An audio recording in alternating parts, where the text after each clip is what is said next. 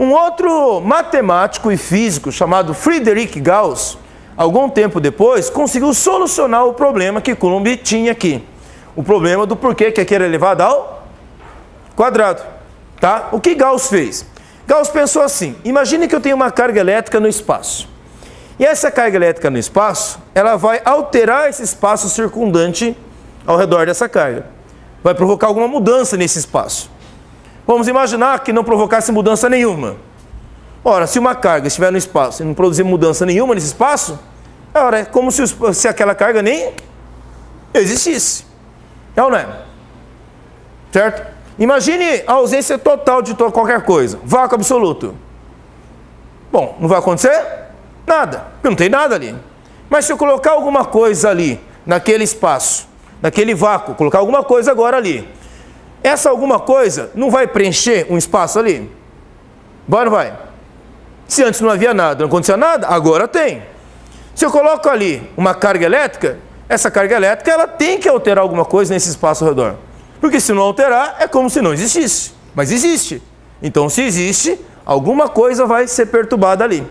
Aí Gauss pensou, de que maneira, geometricamente, eu posso analisar isso aí? Como essa carga elétrica ela vai perturbar esse espaço circundante? Aí ele pensou, imagine uma segunda carga que eu coloque ali. Tipo, uma carga de mesmo sinal.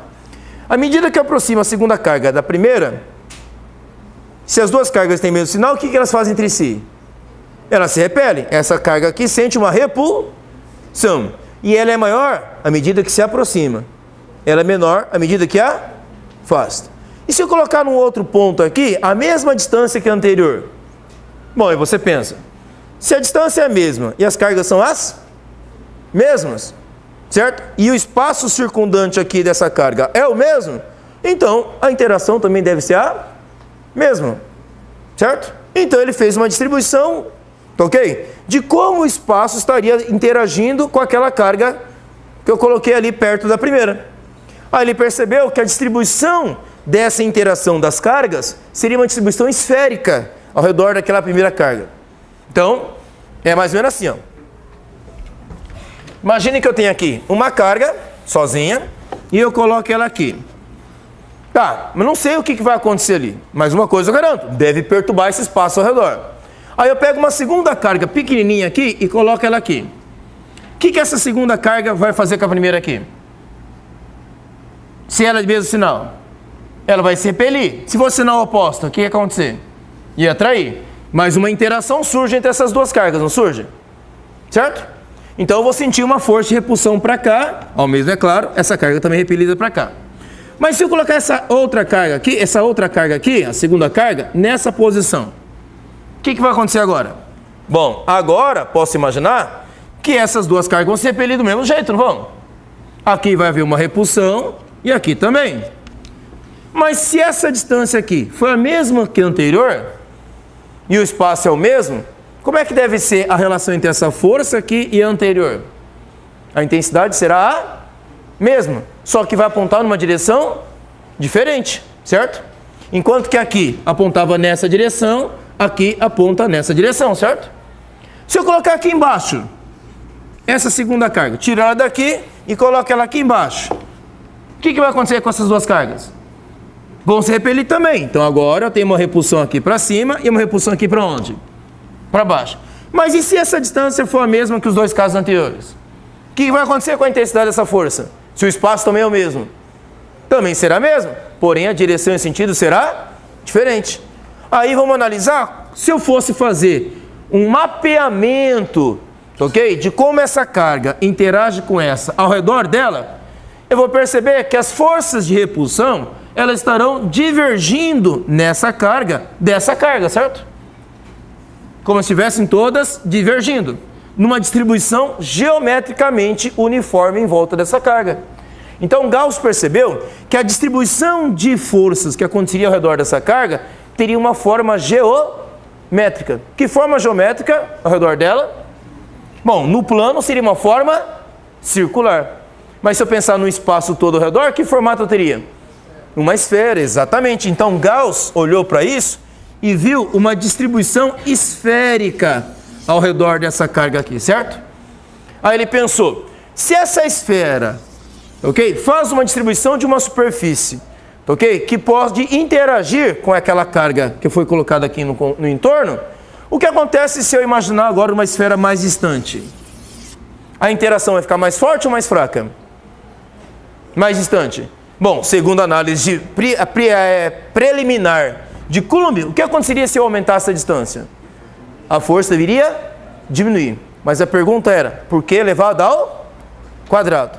Entendeu o que Gauss está tentando responder? Diminuiria, mas por que elevado ao quadrado? Aí Gauss percebeu que essa distribuição aqui também seria uma distribuição esférica. Maior, só que uma intensidade menor de força. Mas uma esfera tem uma superfície. E como é que você calcula a área de uma superfície? Bom, você tem uma distância aqui, ó. Vou chamar essa distância de distância D1 e aqui eu vou chamar essa distância de distância D2. O que aconteceu com a distância D1 para a distância D2? Ela aumentou. Isso, no caso de uma esfera, chama-se raio, não chama? Chama ou não chama raio? Então, como é que eu posso pensar nisso? Pensa numa área de uma superfície esférica. Tá, como é que eu calculo a área de uma superfície esférica? É dado por 4π vezes r elevado ao quadrado. Nesse caso, o raio eu coloquei como sendo quem ali? A distância, não é? A primeira esfera vai ter uma área 1.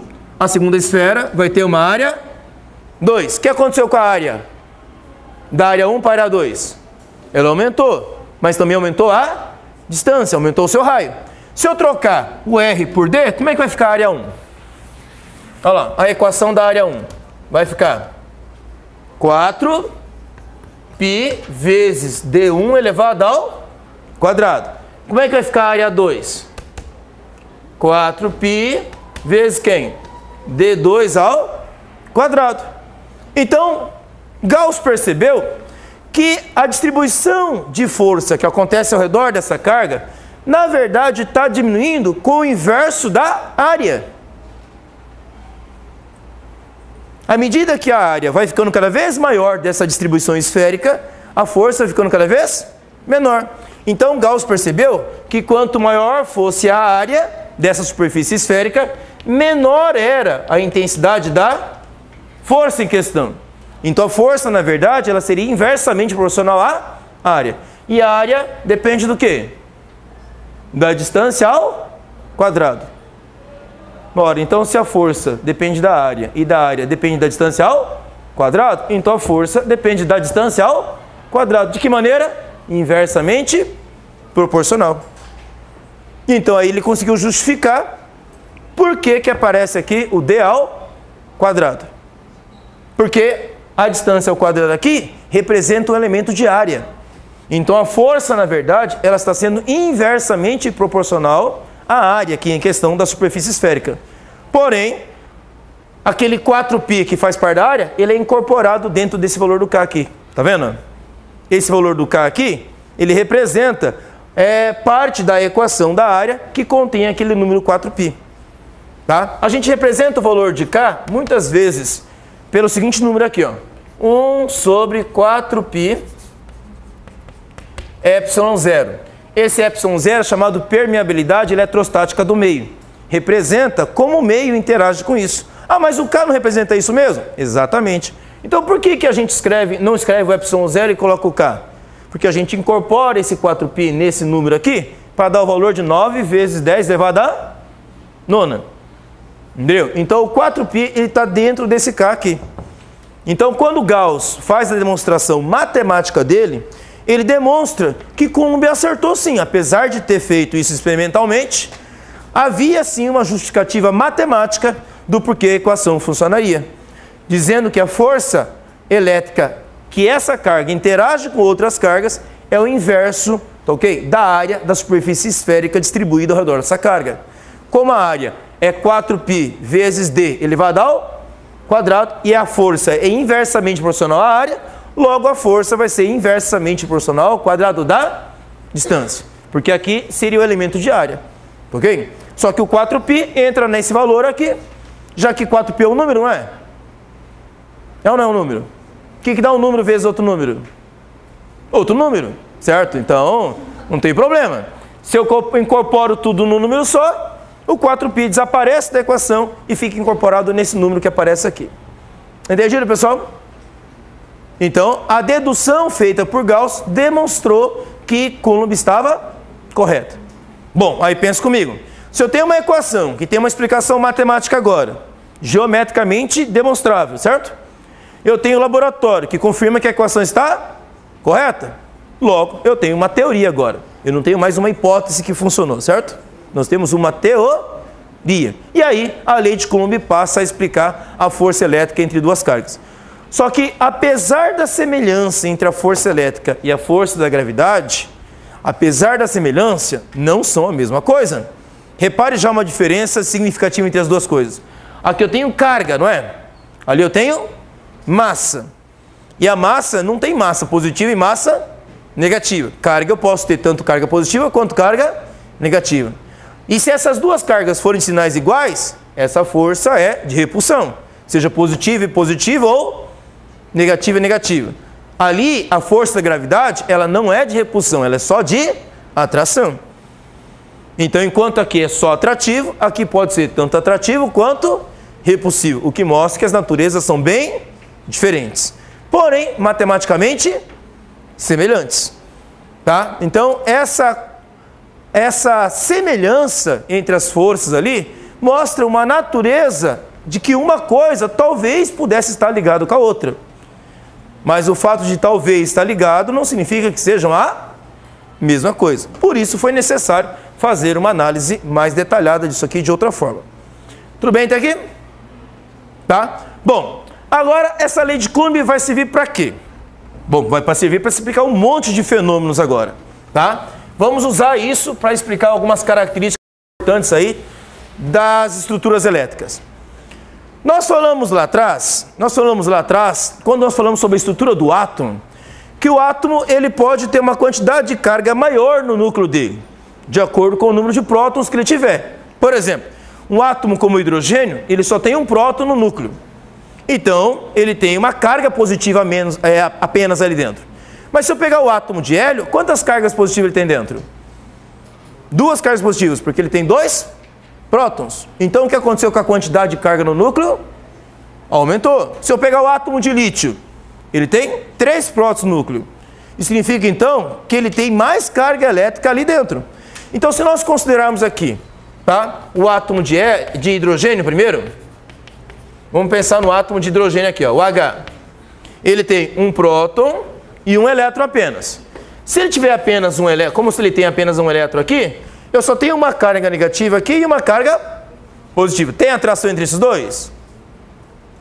Tem ou não tem? Tem, negativo e positivo. Mas vamos pensar no hélio? Olha o hélio aqui, ó. Olha o hélio. Ele tem quantas cargas no núcleo? 2 cargas positivas, apesar de ter 2 nêutrons aqui também, certo? Mas na sua eletrosfera, ele tem quantos elétrons? 2 elétrons aqui, ó. Um aqui e vamos desenhar outro aqui, certo? Então, eu tenho 2 cargas negativas e 2 cargas positivas. O que aconteceu com a quantidade de carga? É maior, tanto a negativa quanto a positiva. O que acontece com a força aqui entre as cargas? Vai ser maior no átomo de hélio ou menor, ok, do que o hidrogênio aqui? Maior ou menor que o hidrogênio?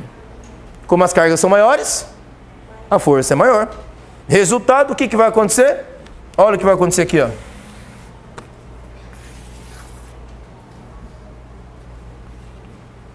O átomo de hélio é menor que o átomo de hidrogênio.